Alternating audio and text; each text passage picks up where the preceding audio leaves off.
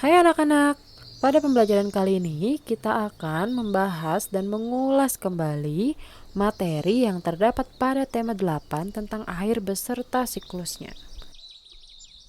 Sebagaimana yang kita ketahui bahwa air merupakan sumber kehidupan di bumi.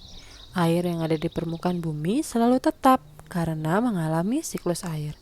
Jadi, jika ada yang bertanya apakah jumlah air di permukaan bumi ini berubah atau berkurang, jawabannya adalah tetap. Ketersediaan air di daratan bumi dapat tetap terjaga karena adanya hujan. Hujan dapat terjadi karena adanya suatu proses alam yang berlangsung secara berulang atau siklus. Proses alam yang dimaksud tersebut dikenal dengan istilah siklus air, yaitu sebuah sirkulasi air dari bumi ke atmosfer dan kembali lagi ke bumi yang berlangsung secara terus-menerus. Siklus air memegang peran penting bagi keberlangsungan hidup organisme di bumi. Melalui siklus tersebut, ketersediaan air di daratan dapat tetap terjaga. Teraturnya suhu lingkungan pun terjaga. Cuaca, hujan, dan keseimbangan ekosistem dapat berjalan dengan sempurna. Alam juga menyajikan fenomena-fenomena unik di sekitar kita yang dapat teramati. Salah satunya seperti hujan es. Hujan es merupakan salah satu peristiwa alam berupa turunnya gumpalan atau bola-bola es dari langit. Dalam siklus air, hujan es termaksud dalam presipitasi. Jika kita mengamati proses terjadinya hujan, maka kita akan mengetahui bahwa hujan berasal dari uap air yang kemudian menjadi awan. Awan yang mengandung uap air tersebut turun menjadi butiran-butiran air yang disebut hujan. Hujan es dapat terjadi karena uap air mengalami pendinginan ekstrim hingga menjadi butiran-butiran es.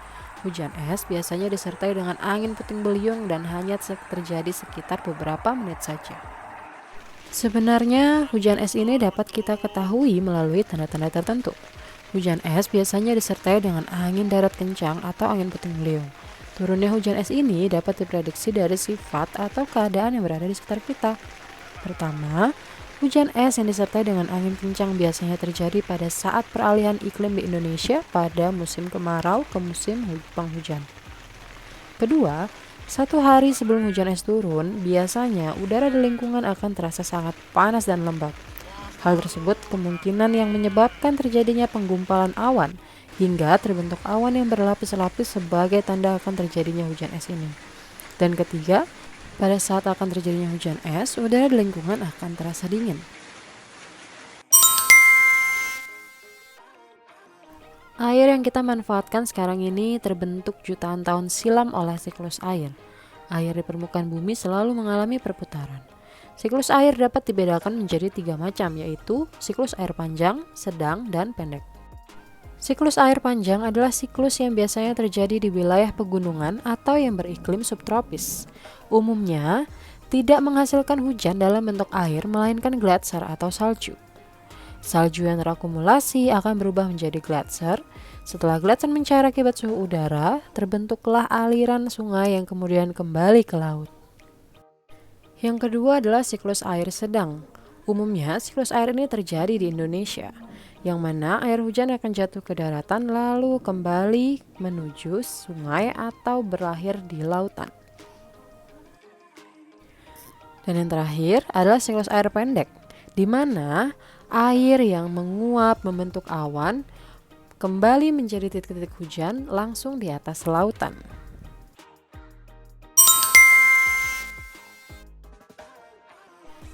Dua pekan lalu kalian juga sudah membuat hasil karya mengenai air bersih, air tercemar, dan bagaimana caranya menjaga ketersediaan air bersih. Air yang merupakan sumber daya alam yang sangat penting, oleh karena itu harus dijaga.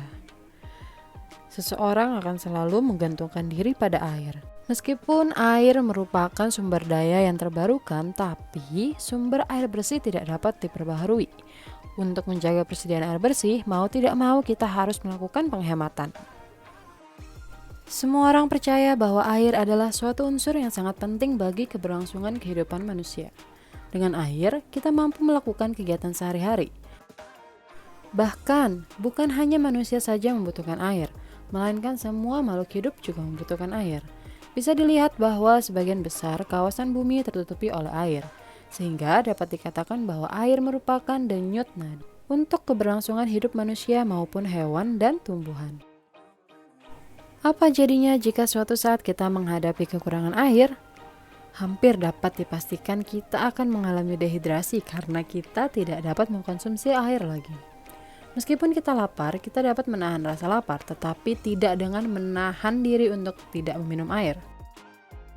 Rasa haus seringkali kita anggap sepele. Rasa haus merupakan sinyal bahwa tubuh membutuhkan air. Sebagai komponen utama dalam tubuh seseorang, air yang cukup dibutuhkan tubuh untuk menjaga organ-organ di dalam tubuh kita agar dapat tetap berfungsi dengan baik. Tubuh yang kekurangan air akan mengakibatkan dehidrasi. Berikut adalah gejala tubuh jika tidak terhidrasi dengan baik. Kamu akan merasakan pusing, sakit kepala, mulut dan bibir, serta mata terasa kering, buang air kecil dengan intensitas yang menurun, kurang bertenaga, dan kelelahan. Dan berikut ini adalah cara untuk mengatasi dehidrasi.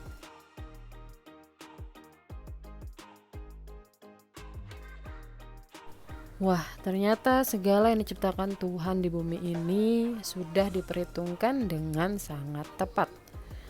Sehingga apabila salah satu komponennya terganggu, maka seluruh sistem yang ada di dalam kehidupan juga akan ikut terganggu.